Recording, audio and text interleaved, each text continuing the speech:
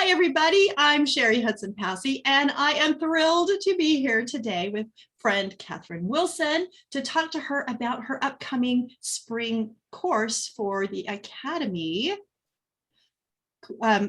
course, right? And you are Yep. teaching, I should know the name of this because I took this Teaching class, teaching genealogy. genealogy classes in your community. Yeah, I always want to say courses instead of classes. And so then I have to look at it, but same thing.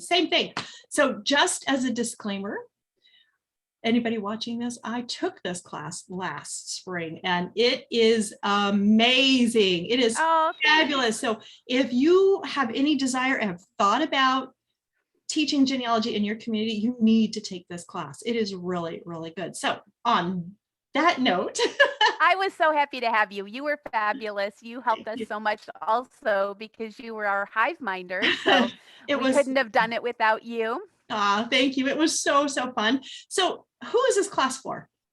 Anybody really. So if you think about how many have been doing genealogy forever and how many of us have attended presentations or we have taken institute classes, and we are all sitting on this phenomenal amount of knowledge that we could absolutely share with others in our community. So if you are someone who lives in a community where nobody is currently offering genealogy classes and you have aspired to do so, this would be a great class for you because we cover so many different parts of teaching genealogy. So it's not just, what subject should you cover, but we cover people's different learning styles. Not everybody learns the same. We cover how to put together a lesson plan, how to give feedback constructively. We also cover what to do if you encounter those sticky situations. So for example, if one of your students says, oh, I don't want to do this. Can you just do it for me and tell me what you found next week? Well, maybe you work as a professional and somebody would normally pay you for that. So how do you respond? So I think the course is really well designed because we cover so many different parts of how to teach these classes in your community. And I have been teaching on and off different classes, and I have found it helped me go back and tweak some things. And now that things are opening up, with COVID getting under control a little bit more and things are opening up, that I have I've been asked to teach some classes starting next spring. And so that's wonderful. It's really going to help me tweak some of those things. So I appreciate everything that I learned. Now you've got other instructors coming in to teach with you. A little bit about who's coming in. Absolutely. We have Nichelle Barra. She is one of the genealogists at Ancestry Pro Genealogists.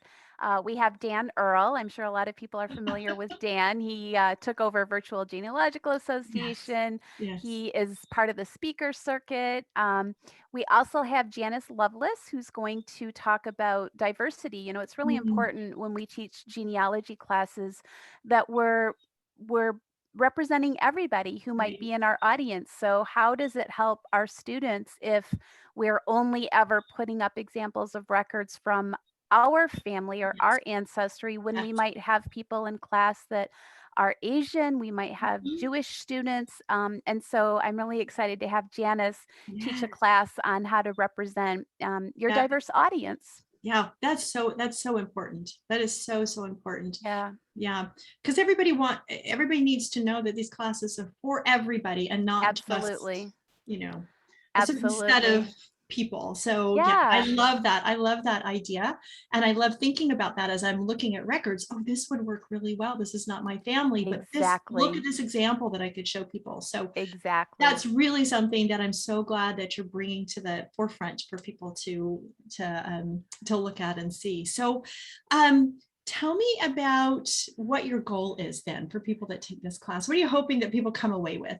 My hope, and it seems to have panned out based on the feedback that I got from people who took it this past April. My hope has been that giving people the tools and the confidence, because sometimes, if you've never taught before, it might feel unfamiliar. Mm-hmm. You might not be sure whether you have the skills needed to do it. Right. And I like to think that we give people the tools. You know, you mentioned earlier that, and I just got a message that said my internet connection is unstable, so apologies if things freeze. He's in the You middle of mentioned nowhere, earlier, I'm like totally out in the wild here.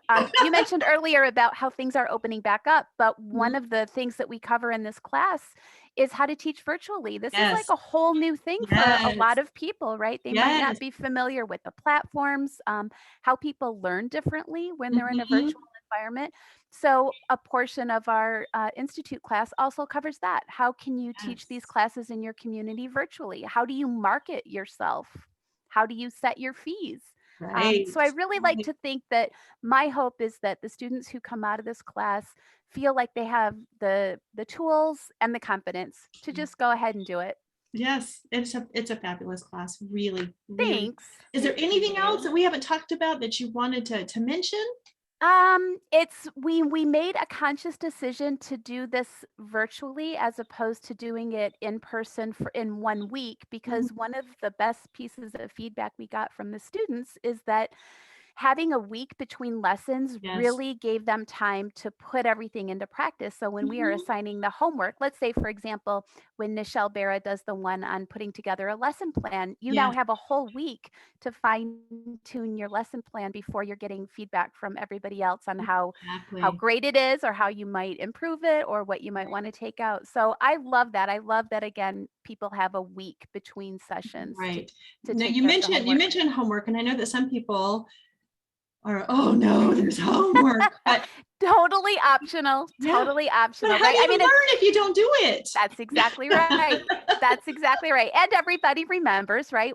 None of us are getting graded for this. You do get your certificate if you attend all the Yeah, sessions, yeah. but the homework just serves to really drive home the lessons that we've been teaching. Nobody's going to shame anybody if they don't get the Um, homework done, but it's there. It's an option. it's there. I love that. I love that. It's, you learn by doing. You always learn by doing and not just listening. And so, Yes. yeah, so I love it. Your class is wonderful. It is Oh, really thanks, Sherry. I wonderful. was so glad to have you in it. And I Thank love your you. feedback, of course. Thank you so much for that. Thank you. Thank you for being here. And I just want to Yeah. remind everybody that registration is coming up on August 14th. And if you have any desire whatsoever to teach, or even just to, learn a little bit about, if you may want to teach, this would be a good class for you to take, because maybe Yeah. you're trying to branch out a little bit and figure out what you want to do with your genealogy career.